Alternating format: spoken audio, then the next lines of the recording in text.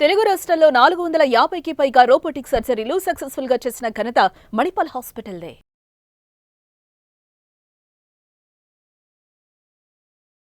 నమస్తే, నేను మయూరి ఆవుల, clinical and holistic nutritionist and certified sports nutritionist.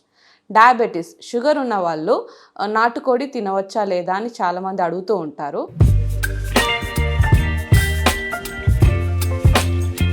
నాటుకోడి చికెన్ చూసుకుంటే ఏంటంటే దీంట్లో మెయిన్గా ప్రోటీన్స్ ఎక్కువగా ఉంటాయి.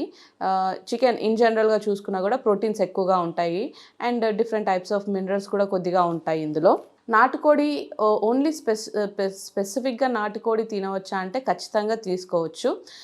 డయాబెటీస్ ఉన్న వాళ్ళు, షుగర్ ఉన్న వాళ్ళల్లో మెయిన్గా మనము ఎక్కువగా ఇంక్లూడ్ చేయాల్సిన ఇంపార్టెంట్ ఫుడ్స్ ఏంటంటే fibre and protein rich foods ఎక్కువగా ఇవ్వాలి. సో ఈ నాటుకోడిలో మెయిన్గా ప్రోటీన్ ఎక్కువగా ఉంటుంది కాబట్టి ఖచ్చితంగా వాళ్ళు వాళ్ళ డైట్లో ఇంక్లూడ్ చేసుకోవచ్చు. నాటుకోడి ఖచ్చితంగా తీసుకోవచ్చు.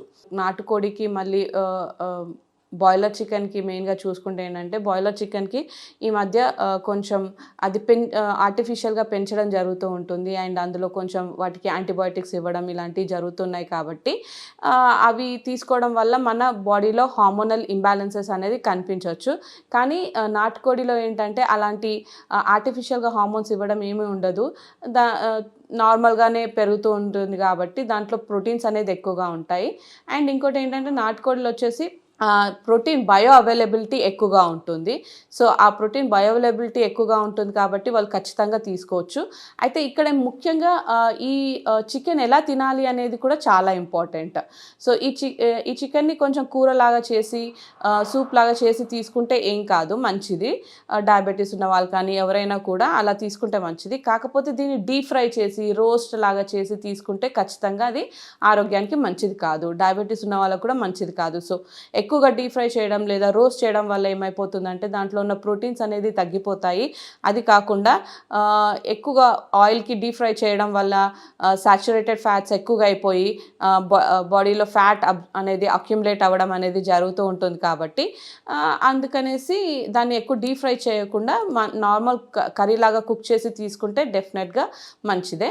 అండ్ ఇంకొకటి మెయిన్గా ఏంటంటే ఈ ప్రోటీన్తో పాటు ఏదైనా ఒక ఫైబర్ ఫుడ్ అంటే ఒక సాలడ్ లాగా కానీ లేదంటే మిల్లెట్స్తో కానీ అలా తీసుకుంటే నాటుకోడిలో ఉన్న ప్రోటీన్స్ అండ్ మిల్లెట్స్ కానీ రైస్ కానీ ఏదైనా కలుపుకొని తీసుకుంటే ఎక్కువగా మిల్లెట్స్ అలాంటి కాంబినేషన్లో తీసుకుంటే ఏంటంటే ప్రోటీన్ క్వాలిటీ కూడా ఇంప్రూవ్ అవుతుంది, దాంతోపాటు ఫైబర్ కూడా వస్తుంది.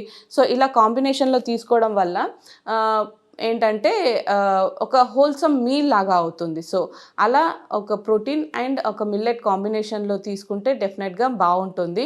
అండ్ డయాబెటీస్ ఉన్న వాళ్ళు ఖచ్చితంగా ఈ కాంబినేషన్లో తీసుకుంటే వాళ్ళ బ్లడ్ షుగర్ లెవెల్స్ పెరగకుండా నియంత్రించుకునే అవకాశం ఎక్కువగా ఉంటుంది. అండ్ ఈ నాటుకోడి వచ్చేసి ఎక్కువగా పండగలు కానీ ఇలా ఫంక్షన్స్ కానీ ఇంట్లో ఎక్కువగా అందరు గ్యాదర్ అయినప్పుడు ఎక్కువగా తినడానికి ఇష్టపడుతూ ఉంటారు.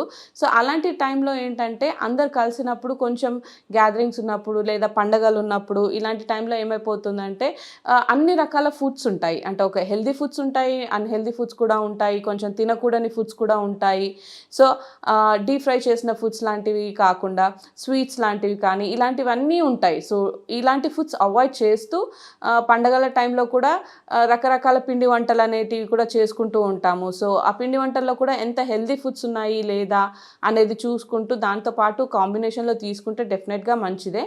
కాకపోతే వీలైనంత వరకు ఈ డీప్ ఫ్రై చేసిన ఫుడ్స్ ఏవైనా ఉంటే అవి అవాయిడ్ చేయడం బెటర్.